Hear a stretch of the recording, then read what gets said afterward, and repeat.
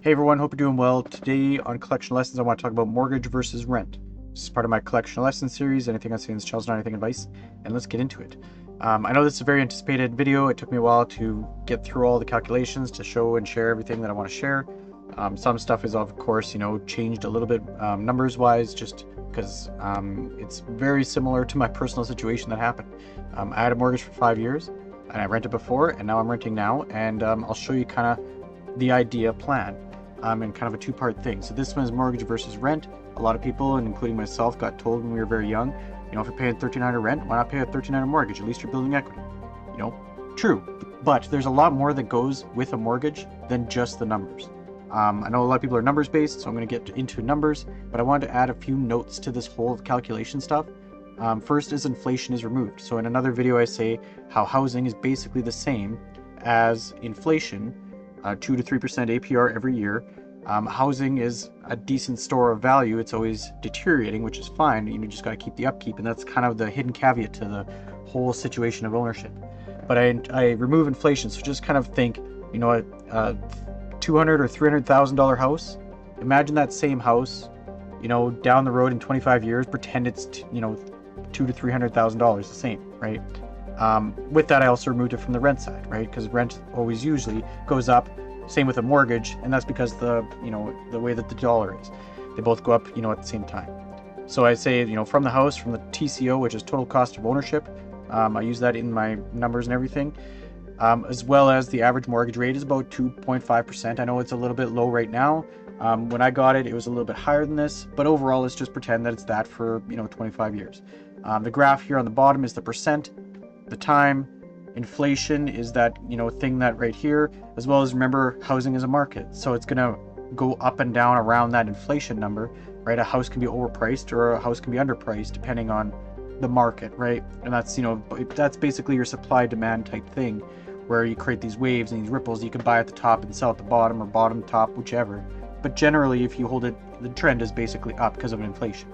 We're gonna pretend the trend is basically flat, so you're basically just dealing with a housing market that flickers. Let's get into some numbers.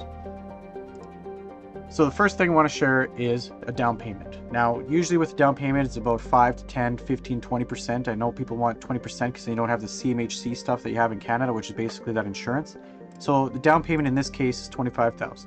That's normal. The mortgage payment was about $1,300. That's normal.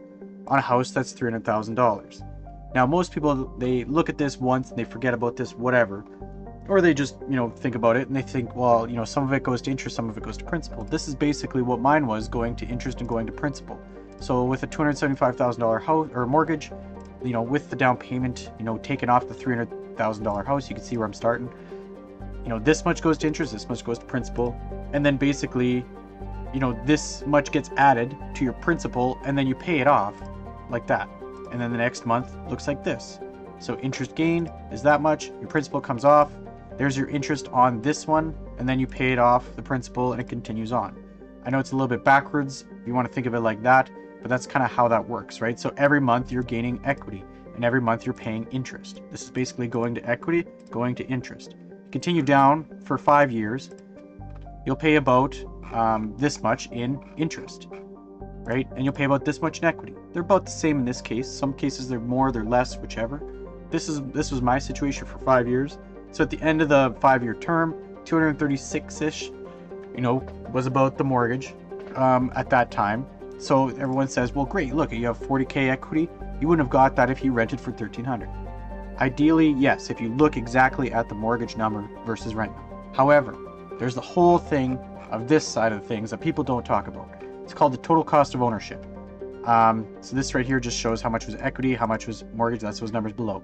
Total cost of ownership, that's things that you pay for when you own a house that renters don't pay for, okay? That includes buying and the down payment, right? So that cost you 30 grand, 25 grand for the down payment, 5 grand on average for, inspection, for, all the other things like your real estate lawyer, all those things, right? And that's generally the case. You don't pay too much when you're buying, you pay more when you're selling because you got to pay the lawyers and the realtors and other things, right?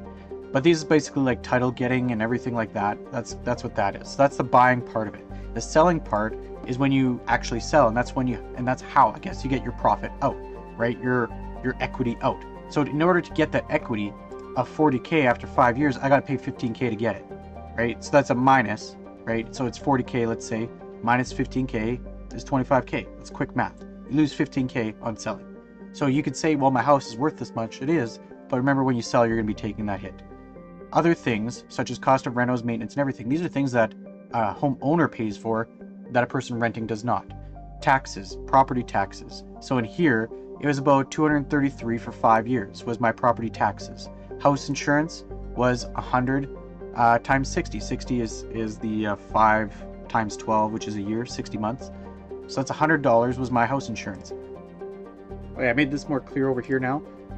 So what they say is about 1% per year of your cost, or your house value, I guess, should be for renos and upkeep and that type of thing. So about 15K for 5 years. Mine was 17K. It could have been a lot more. And I'll get into why it could have been more and how it kind of, some things you don't have to rent out, but then you're going to be paying for it later when you sell. House alarm, that was just an alarm to reduce the insurance cost. Water's another one that, most homeowners pay. Renters sometimes pay, sometimes don't. In my both cases of renting, I don't pay for water in both those. Then there's little things that I didn't want to include, but they would have pumped the numbers up. But something as simple as lawn care, when you're a homeowner, usually you care more about that, or you got to water the lawn, which includes your water bill. Or the other thing is you got to buy a lawnmower. I didn't have a lawnmower when I first bought my house, so I had to buy one. And then you got to buy the gas for the lawnmower, and then you got to buy the blades and all these other things. It's just a little thing that I wanted to include because a lot of people think, well, right now I don't own a shovel to shovel the sidewalk because I don't need it because it's included in my rent. Is sidewalk shoveling. Same with lawn mowing. I don't do that, and I don't pay for water. So when they water the lawn, I don't do that. Those are home ownership things. I don't pay for them. They might be, included in my rent, whatever, down the road if you want to think of it like that. But today we're just looking at a $1,300 mortgage and a $1,300 rent, right? That's basically what it is. This is all right now home ownership stuff that homeowners pay for. This is what I paid for 5 years to live in my house, right? I paid about that much in equity and in the interest payments of there, right?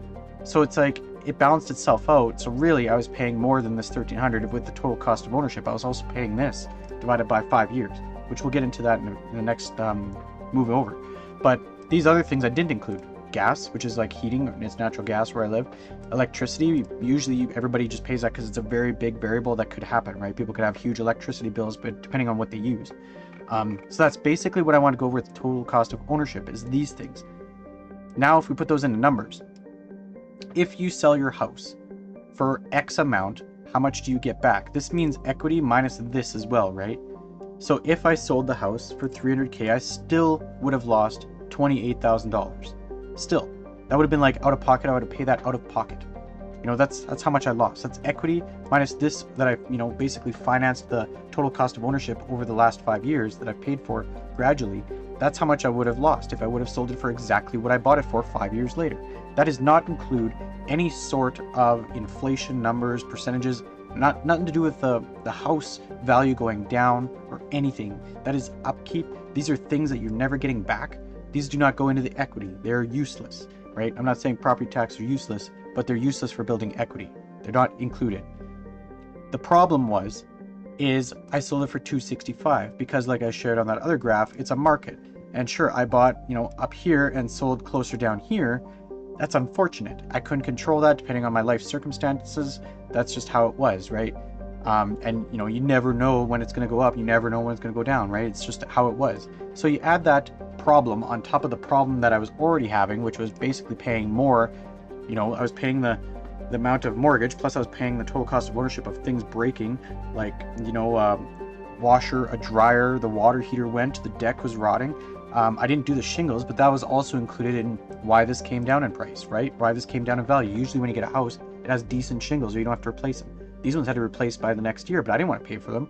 It could have been 10K, 15K, could have saved me some value of the house I sold it for, but then I'm putting 15K in or 10K in to hopefully get that back. It was useless for me, right? No point.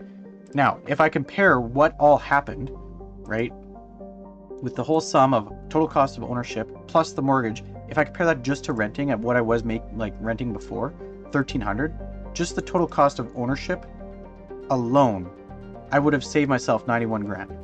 If I stayed at the rent, with the rent of 1,300, didn't pay all of the stuff that only homeowners pay for, I would be up that much more in life. It could have, I probably wouldn't have had it in cash. Probably would have went to somewhere, either lifestyle or a vehicle or something useless. But like, that's how much further ahead I could be.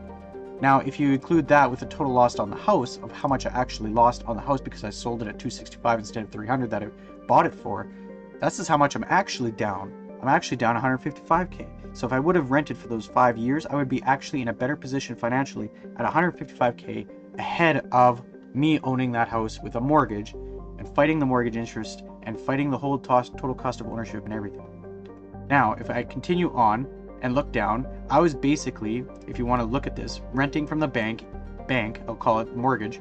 I was basically renting from myself between this and this, right? I would have broke even around there.